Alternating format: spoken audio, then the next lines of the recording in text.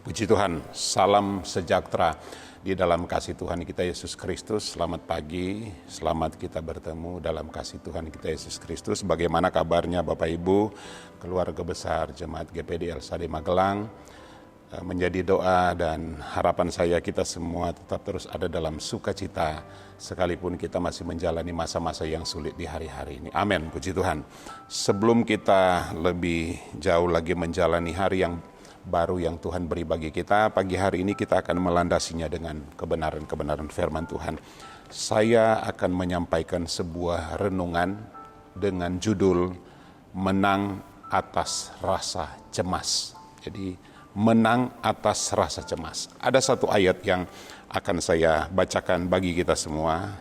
Terdapat di dalam kitab Ayub pasal yang ketiga, ayat yang ke-25. Ayub pasal yang ketiga, ayat yang ke-25 berkata begini. Karena yang kutakutkan itulah yang menimpa aku, dan yang kucemaskan itulah yang mendatangi aku. Sekali lagi, karena yang kutakutkan itulah yang menimpa aku, dan yang kucemaskan itulah yang mendatangi aku. Puji Tuhan. Menang atas rasa cemas. Ayat yang kita baca itu adalah bagian dari ucapan dari seorang nabi yang bernama Ayub. Tentu kita tahu apa yang terjadi dengan pribadi Ayub, baik itu dirinya sendiri, keluarga, rumah tangganya, dan semua yang ada pada dia. Ya, tidak perlu saya uraikan di sini, tetapi penderitaan yang dialami oleh Ayub menurut saya itu tidak ada duanya. Wah, satu-satunya mungkin yang pernah mengalami penderitaan yang luar biasa adalah, mari kita baca kitab Ayub mulai dari pasal yang pertama, pasal yang kedua sudah dimulai dengan cerita tentang satu cerita yang sangat menyayat hati. Nah, Ayub pun mengungkapkannya dan menyampaikannya satu kalimat ini dalam Ayub pasal yang ketiga ayat yang ke-25. Karena yang kutakutkan itulah yang terjadi, karena yang kucemaskan itulah yang mendatangi aku.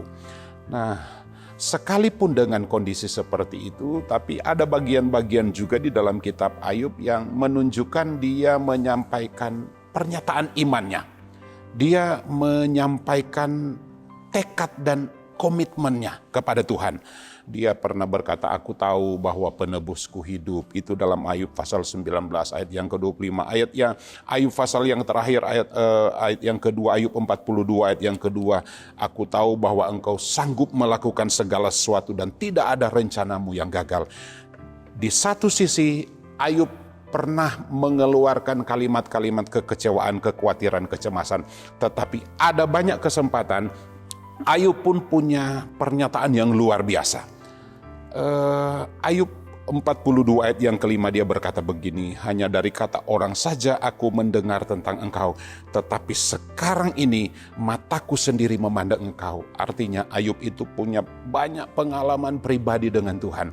Justru bukan di saat dia diberkati, sukses, lancar, ya jaya, semua yang diinginkan itu ada pada dia, tetapi justru dia mengalami banyak pengalaman yang indah bersama dengan Tuhan di saat-saat yang sukar. Nah, Bapak Ibu, sekali lagi saya ingin sampaikan juga hal ini menjadi momen bagi kita untuk kita dapat mengalami pengalaman pribadi dengan Tuhan.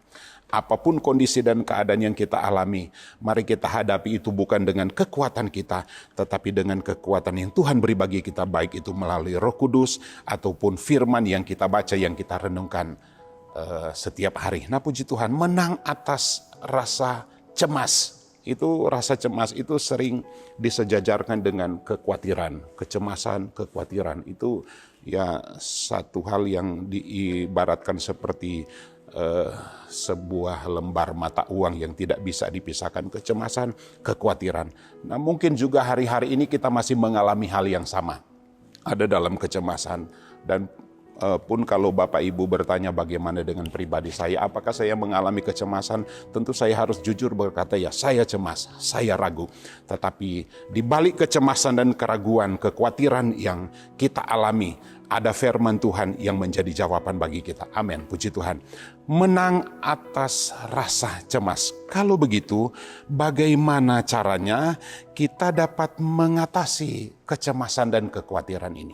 Ada beberapa hal, khususnya pagi hari ini saya akan sampaikan 3 hal biar ini menjadi landasan bagi kita untuk kita dapat melangkah di sepanjang hari ini. Dari pagi ini kita akan mempersiapkan sehingga ketika kecemasan dan kekhawatiran itu masih ada dalam hidup kita, kita sudah punya modal firman Tuhan. Yang pertama, bagaimana caranya kita mengatasi rasa cemas dan khawatir.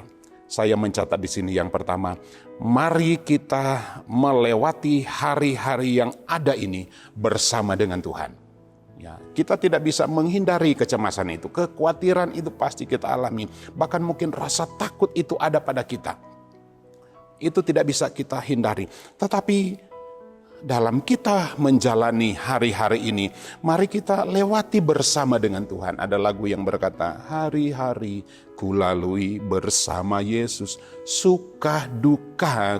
Duka ini yang kadangkala kita tidak siap mempersiapkan diri untuk menjalaninya. Kekhawatiran, kecemasan itu seperti tamu yang tidak diundang. Kapan datangnya, kapan perginya, kita tidak siap. Tiba-tiba terjadi. Nah, itu sebabnya mari kita melewati hari-hari yang ada ini bersama dengan Tuhan. Kita selalu diingatkan, mari kita berdoa. Mari kita membaca dan merenungkan kebenaran firman Tuhan. Mari kita mengawali segala sesuatu dengan menyerahkan hidup ini ke dalam tangan Tuhan. Yesaya pasal 26 ayat yang ketiga berkata begini. Yang hatinya teguh, kau jagai dengan damai sejahtera, sebab kepadamulah ia percaya. Kata kuncinya di sini adalah percaya. Kepadamulah, kepada Tuhanlah ia percaya. Jadi apapun yang akan terjadi di sepanjang hari ini, yang harus ada dalam kehidupan kita, kita percaya kepada Tuhan. Kekhawatiran, kecemasan itu tidak masalah. Yang penting kita punya kepercayaan yang sungguh kepada Tuhan. Semuanya lancar, keadaan baik-baik, kita harus percaya kepada Tuhan. Sebab kepercayaan ini, iman ini, keyakinan ini menjadi sangat penting di dalam hidup kita. Seperti apa jadinya di hari ini itu tergantung dari iman kita. Oleh sebab itu, langkah yang pertama untuk kita dapat menghadapi kecemasan dan kekhawatiran ini, mari kita lewati hari-hari ini bersama dengan Tuhan. Yang kedua, mari kita mengubah dan mengganti cara berpikir kita. Kalau hari-hari ini kita mungkin dihantui dengan kekhawatiran, kecemasan, kita mulai mengganti cara berpikir kita, mengubah cara berpikir kita. Dengan cara seperti apa? Mari kita mendahulukan Tuhan. Hidup dalam doa, hidup dalam persekutuan dengan Tuhan, bukan lagi berpikir tentang kecemasan, kekhawatiran, apalagi yang ada di dunia ini. Tapi mari kita menggantinya dengan berpikir tentang kebenaran firman Tuhan. Nah, tapi yang menjadi persoalannya bagaimana kita akan mengganti atau mengubah cara berpikir kita dari kecemasan, kekhawatiran itu kepada hal-hal yang rohani kalau kita tidak mau bersekutu dengan firman Tuhan. Itu sebabnya dianjurkan baca firman Tuhan. Semakin banyak kita membaca firman Tuhan, semakin banyak, semakin besar kemungkinan kita untuk dapat mengubah cara berpikir kita. Dari cara berpikir yang duniawi dengan cara berpikir yang rohani. Di dalam ayat firman Tuhan itu ada banyak janji-janji Tuhan. Ada banyak perkataan-perkataan Tuhan yang akan menguatkan kita, yang dapat memampukan kita untuk mengganti perasaan kecewa kita, sakit hati, putus asa, apalagi yang ada dalam hidup kita dengan janji-janji firman Tuhan yang itu pasti terjadi dalam hidup kita. Firman Tuhan itu tidak pernah berdusta. Kalau dia berjanji pasti dia akan genapi dalam hidup kita. Jadi yang pertama, mari kita lewati hari-hari ini bersama dengan Tuhan. Bersekutu dengan Tuhan, membaca kebenaran firman Tuhan, hidup dekat dengan Tuhan. Yang kedua, ubahlah cara berpikir kita. Seperti apa pandangan kita, mari kita memandang kepada Tuhan. Jangan kita memandang keadaan dunia ini, sebab dunia dan segala isinya akan binasa. Tetapi firman-Nya kekal untuk selama-lamanya. Yang ketiga, bagaimana caranya kita dapat menang terhadap kekhawatiran dan kecemasan ini? Saya mencatatnya di sini. Hadapilah dan carilah solusi dari sumber kecemasan itu tentu semua ada di dalam kebenaran firman Tuhan. Kita mendengar nasihat orang itu bagus. Kita mendengar dari pakar-pakar yang suka menyampaikan solusi itu baik. Saya tidak salahkan hal itu. Tetapi lebih daripada itu, mari kita sekali lagi lihat cara kita untuk menyelesaikan masalah itu lewat firman Tuhan. Semua ada di dalam kebenaran firman Tuhan. Lewati hari bersama-sama dengan Tuhan, firman Tuhan berkata, tak berkesudahan kasih setia Tuhan. Kita juga akan mengubah cara berpikir kita. Roma 12 ayat yang pertama dan kedua berkata, berubahlah oleh pembaharuan budimu. Cara berpikir kita, cara berkata kita, cara bertindak kita. Dan ketiga, mari kita cari sumber persoalan dan cari solusi itu di dalam kebenaran firman Tuhan. Tidak ada masalah yang tidak bisa diselesaikan dengan cara kita membaca kebenaran firman Tuhan. Saat saya membaca sebuah kalimat berkata begini, tidak ada satupun manusia yang dapat mengubah isi Alkitab ini. Tetapi yang ajaibnya dari Alkitab, isi dari Alkitab ini mampu mengubahkan hati kita. Wah, siapapun tidak mungkin mengubah Alkitab. Siapapun dia, sepakar apapun, sepintar apapun. Tapi ketika kita membaca dan merenungkan firman Tuhan ini akan mampu mengubah hati kita. Oleh sebab itu, jangan lewatkan satu hari pun tanpa kita membaca kebenaran firman Tuhan. Jangan lewatkan sehari pun tanpa kita bersekutu dengan Tuhan.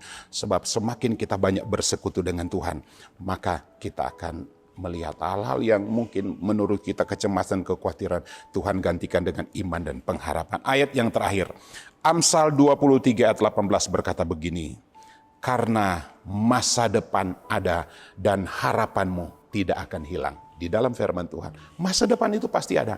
Kita bersyukur hari-hari ini mulai ada titik terang, di mana dianjurkan kita sudah bisa beribadah, berkumpul bersama. Tapi tentu tidak semudah itu, ada banyak hal yang harus kita persiapkan. Masa depan ada, Tuhan sudah mulai memperlihatkan kepada kita bahwa masa depan bagi kita gereja Tuhan, Jemaat GPD El Shaddai Magelang, Tuhan mulai buka jalan.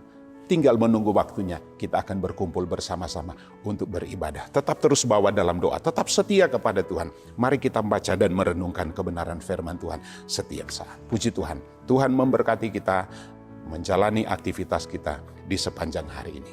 Mari kita tundukkan kepala kita berdoa. Kami bersyukur kalau hari ini kami boleh belajar lagi kebenaran firman Tuhan. Kami mengakui di hadapan-Mu ada kekhawatiran, kecemasan yang seringkali ada dalam hidup kami. Tetapi firman Tuhan adalah jawaban bagi kami. Kuatkan dan mampukan kami melalui firman dan Roh Kudus-Mu, sehingga kecemasan dan kekhawatiran itu dapat diubahkan menjadi satu semangat yang baru untuk kami tetap terus menjalani di hari-hari ini. Terima kasih untuk segala sesuatu yang Engkau kerjakan. Kami bersyukur, kami akan melanjutkan aktivitas di sepanjang hari ini. Di dalam nama Tuhan Yesus Kristus, Gembala kami yang baik. Haleluya, haleluya. Amin.